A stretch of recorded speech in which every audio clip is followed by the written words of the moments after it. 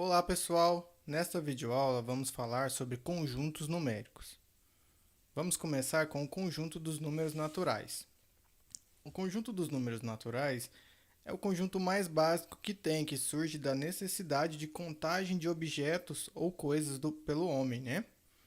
Então, o conjunto dos números naturais pode ser representado da seguinte forma: 0, 1, 2, 3, até o mais infinito. Também podemos representar o seguinte subconjunto, o conjunto dos números naturais não nulos. Todas as vezes que você vê esse asteriscozinho aqui, é porque não inclui o zero, tá? Beleza? Então, 1, 2, 3, 4, até o mais infinito. Se fôssemos representar os números naturais em uma reta numérica, ficaria o seguinte: o 0, 1, 2, 3, 4 e assim por diante. Vamos agora falar do conjunto dos números inteiros. Ora, o conjunto dos números inteiros é só a gente imaginar o seguinte: algumas atividades humanas requerem números negativos, como por exemplo o fluxo de caixa de uma empresa, quando está negativo. Então, só o conjunto dos números naturais não seria suficiente para representar essas atividades, né? Então, o conjunto dos números inteiros pode ser representado da seguinte maneira: vem do menos infinito, menos 2, menos 1, 0, 1, 2, 3 e até o mais infinito, tá? Então, vamos ver agora alguns subconjuntos notáveis dos números inteiros.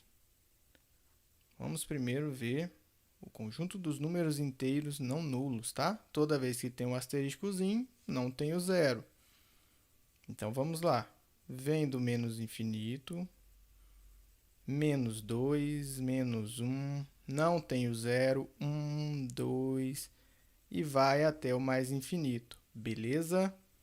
O próximo é o conjunto dos números inteiros não negativos. São todos os números inteiros que não são negativos. Então, 0, 1, 2, 3. Bom, vocês já pegaram aí que o conjunto dos números inteiros não negativos é igual ao conjunto dos números naturais, né? Agora outro subconjunto, o conjunto dos números inteiros positivos, tá? Entra só os positivos aqui, ó. Asteriscozinho para não pegar o zero, tá? Então, 1, 2, 3 até o infinito. Perceba que esse conjunto aqui, ó, é o conjunto dos números naturais não nulos, tá? Próximo subconjunto é o conjunto dos números inteiros não positivos, ou seja, todos aqueles que não são positivos. Então, ó, vem do menos infinito, menos 3, menos 2, menos 1, 0. Próximo subconjunto é o conjunto dos números inteiros negativos, tá? Quando tem o asteriscozinho, não tem o zero. Então, vem do menos infinito, menos 2, menos 1, acabou. Beleza? Se a gente fosse representar aqui o conjunto dos números inteiros em uma reta, ficaria da seguinte forma: uma reta aqui, 0, 1, 2, menos 1, menos 2. Agora vamos falar do conjunto dos números racionais. Ele surgiu da necessidade do homem de fazer medidas, né? Porque só o conjunto dos números inteiros e naturais não seria o bastante para medir, por exemplo, uma mesa que tenha 25,42 centímetros. Então, ó, ao acrescentarmos as frações ao conjunto dos números inteiros, obtemos o conjunto dos números racionais.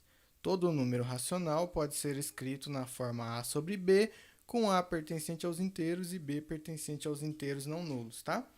Então, a gente pode escrever que o conjunto dos números racionais é igual a A sobre B, tal que A pertence aos inteiros e B pertence aos inteiros não nulos, tá? Não nulos por quê? Porque a gente não pode dividir por zero, né? Beleza? Então, representação decimal dos números racionais. Tem duas maneiras de que pode aparecer esses números racionais para a gente. Uma delas é o decimal exato, tá? Com representação decimal finita. Vamos ver alguns exemplos? 2/5 é igual a 0,4. Não importa se eu coloco zeros aqui ou zeros aqui, tá? Não vai mudar o valor, 0,4.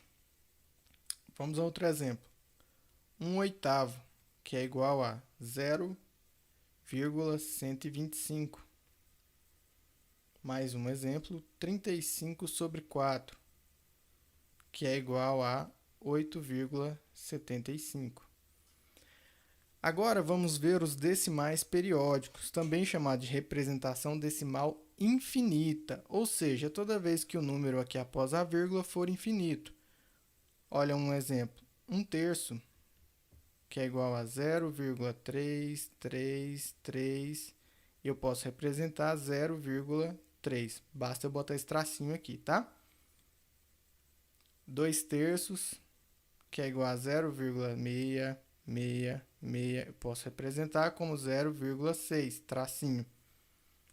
E 11/9, que é igual a 1,222, que eu posso representar como 1,2. Beleza? Para a gente representar aqui uma reta numérica para os números racionais, ficaria da seguinte maneira. Então, aqui seria o 0, aqui o 1, aqui o 2, aqui o -1 e por aí vai, né? Aqui seria 1/2, aqui seria 1/8, aqui seria 3/2, tá? Mesma coisa aqui, né? -1/2, menos 3/2 e assim por diante. Vamos agora falar do conjunto dos números irracionais. Em meados do século VI a.C., no auge dos pitagóricos, né, acreditava-se que apenas os números naturais, inteiros e racionais eram suficientes para solucionar todos os problemas humanos que envolvessem a matemática.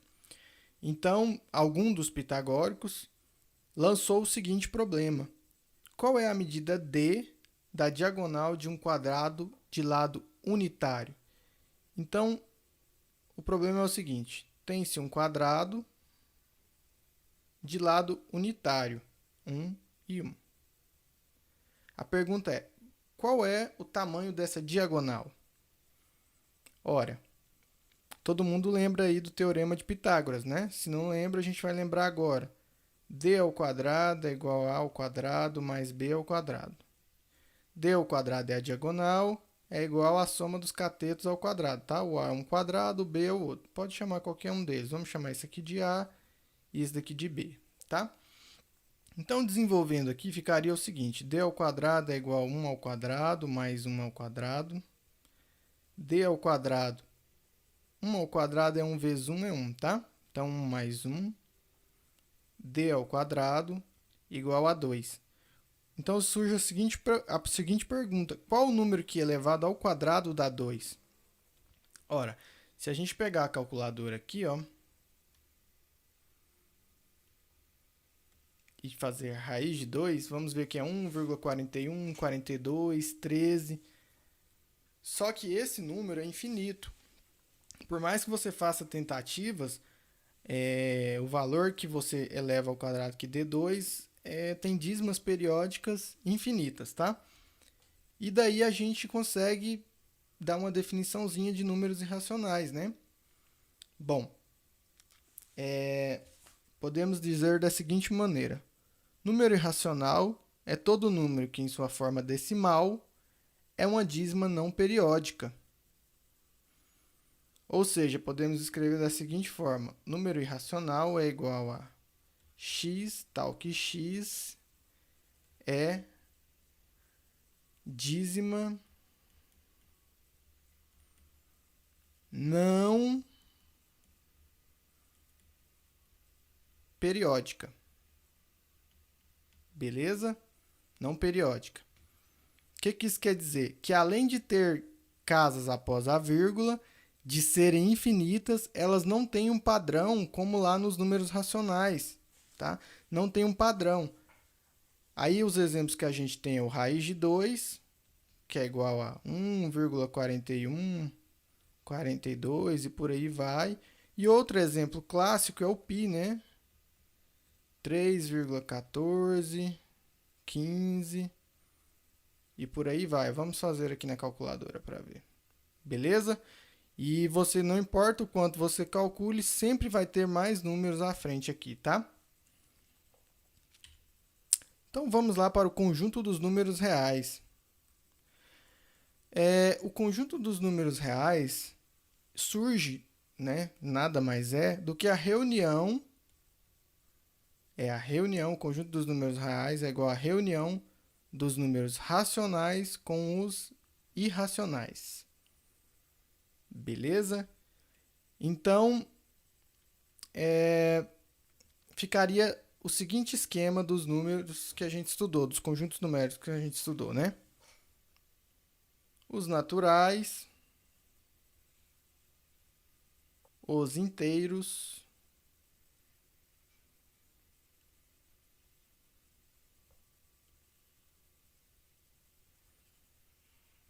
os racionais, os irracionais